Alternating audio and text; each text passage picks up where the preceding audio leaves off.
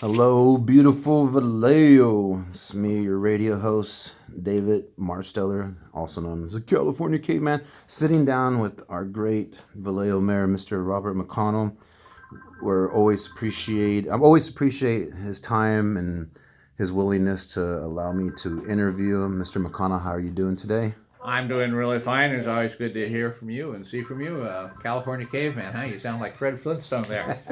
Well, I call myself the caveman because I got primitive ideas. No, well, you never know when the old will become the new again. All right, Mr. McConnell, I'm here to ask you a few questions that are on the mind of our great Vallejo citizens and residents. One question right now, and I think this is a really big one, is sideshows and the people of Vallejo. They want to know what is the city's plan to counter these things because it's really getting out of hand. Well, sideshows are a complex and lengthy topic, so let me just hit on a few topics early on. There's a lot more that obviously needs to be said about it, and no doubt will be. They are getting out of hand, and of course, many people are very indignant about it. There's the concern for the loss of life, the loss of property, the environmental hazards that those things protect, and the elements that bring to town. So there are some negative things, but we also really need to think about maybe some of the positive things that might come out of it. So let's talk the negative things first, okay? Certainly over the 4th of July, we saw probably the epiphany of sideshows in this city. And that is because many people come here from other jurisdictions. They exchange the ideas of where to go and when to do this over their social media, that in all honesty, the law enforcement agencies cannot monitor. There's just too much of it. Secondly, on a day like the 4th of July, when all of the surrounding jurisdictions have their own problems, we can't bring in a marshaling of units to basically escort them out of town, which has been the strategy because other cities have their needs as well. This last 4th of July, we were only able to bring 2 units in from the Solano County Sheriff. So my appreciation to Sheriff Ferrer for doing that. Without that, it would have been even worse. Moving on, the question is, how do we control them? Well, the current thinking that I'm hearing from both the public and from the city council people is that we're going to substantially increase the repercussions, the penalties. And that means probably confiscating vehicles, um, issuing citations, arresting people, impounding the vehicles, increasing the fines. Those are all the negatives, but of course they all require law enforcement action as well. And that might have an impact, but in many ways it won't, because on the negative side, there are people who take great delight in thwarting law enforcement and thumbing their noses at them, and they're going to do that simply because it's an in-your-face activity. And those people are going to continue to do what they're going to do unless the repercussions are so great. But implementing those repercussions will not be inexpensive. And part of it needs to change at the city level, yes, but especially a lot of it needs to change at the state level as well. So those are the things that are going to be coming to council. The chief of police is going to present his recommendation. Those will all be all along the law enforcement area as well.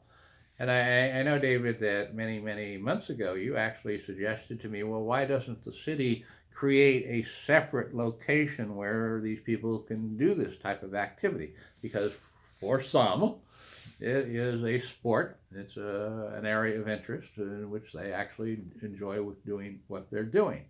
The difficulty that that suggestion presents is, where are you going to do it? Somebody owns the land underneath where all these cars are leaving marks on the pavement and throwing out the fumes and causing the noise and causing the fires that their tank leaks. And that means there's liability. So if you have a city, well, you can see what exposure to liability has done to the city of Vallejo. It's not a pretty picture. If you have a private property owner and somebody does get hurt, which is a distinct possibility at these places, then that property owner is going to be sued because the participants in those shows probably don't have any assets, don't have any insurance, couldn't have that covered by their insurance. There's an exclusion on insurance policy. So there really needs to be a location if you're going to separate out people who see sideshows as a sport, and some of them do. I've been told that some of them look at it that way. But that probably is not 100% of the participants. That's probably maybe 30% at most. So you'll still have the illegality of it and, of course, the location. The reality is that most of these people who do participate in these types of shows are doing it because they can be defiant, they're getting away with it, it's a part of a youth practice. I went out and drove around on the 4th of July at the height of the fireworks and the sideshows. And as I was going across the North Camino Alto at Val Vista, which is a four-way stop, I had about 10 or 12 small cars coming over the hill, going right through that stop sign, over the line, which caused me to swerve. But they weren't going to stop. And it wouldn't have mattered if I'd been a police officer. I could not have stopped them anyway because I was one driver. And they're not going to change that type of attitude unless their driving rights and their cars are taken away from them, in all honesty. So driver's license revocation is definitely a distinct, but you still have to catch them. You have to identify who they are. You have to have an officer show up in court. You have to tie up a judge and a jury if they go through trial, and then you have to sentence them, and maybe they're going to drive with their license, and maybe they're not. Like a lot of people will go ahead and drive anyway. So there are costs associated with those remedies. Yes, there are remedies, but there's still costs. The real question is, how do you address the underlying cause? And if you're going to do that, you're going to have to speak with the participants in these types of activities. You got to have a dialogue. We need to know what they're thinking, why they're doing it, and what would change that type of performance. Because in all honesty, we probably don't know right now, and we do need to find out. So sideshows are a controversial, complex issue. It would be nice to have a separate place. I was over at Sears Point yesterday at the Raceway for a press conference with Congressman Thompson dedicating the start of the Highway 37 reconstruction area, which will take several years. And up and on the hill, they have a go-kart course, which probably could host this type of activity, but the private owners of that course are absolutely not interested in it on any level because they've been asked, because of the liability and the insurance and all the other things that go with it. So if you're going to really have a dedicated location, you probably have to talk with the state legislature about changing some laws about exposure to liabilities. There is no simple answer.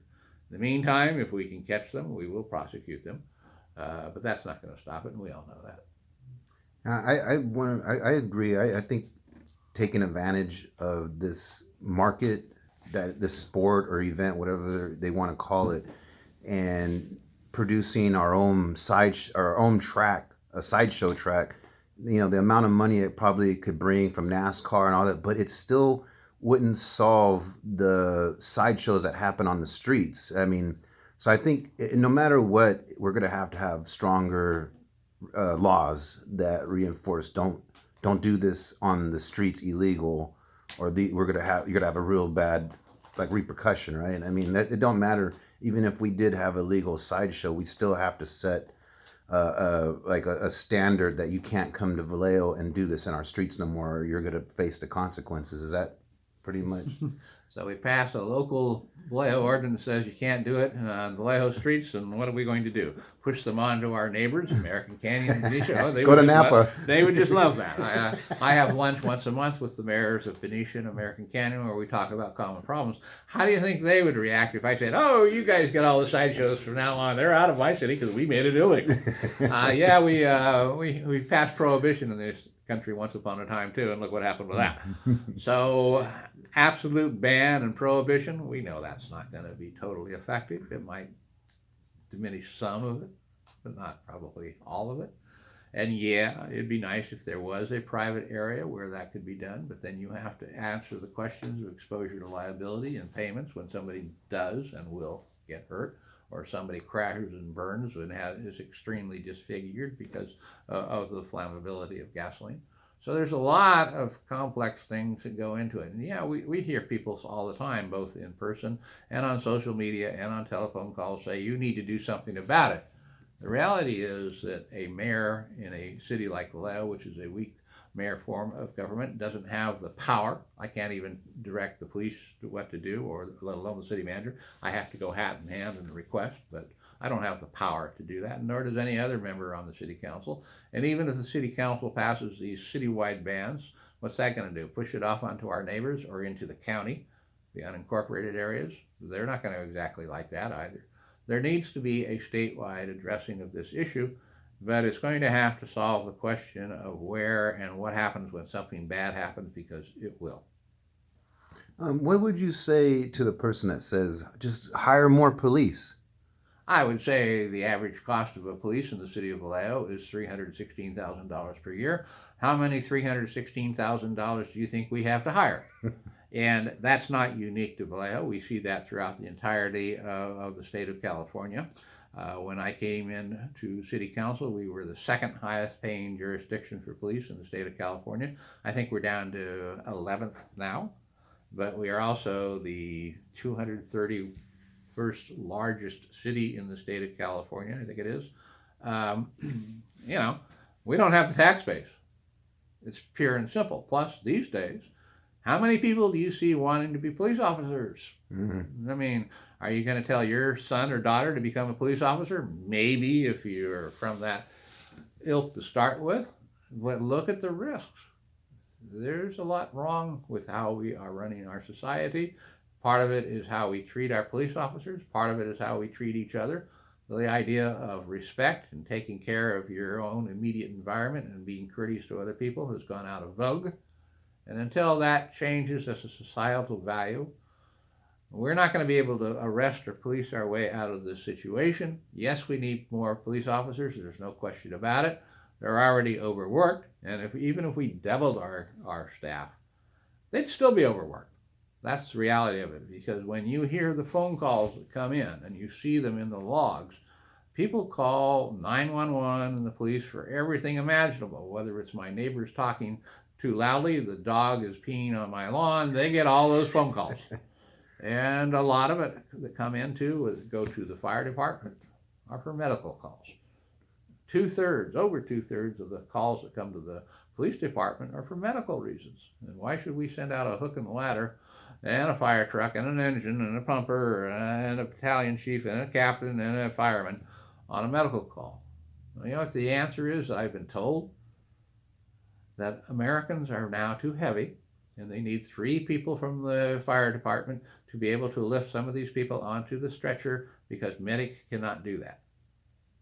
What does that say about us, right? We need to go on a diet. I mean, the reality is that as a society, we have to start going back to taking responsibility for our own individual actions more than ever before. You know, 50 years ago, we had a presidential electorate say, ask not what your country can do for you, but rather what you can do for your country.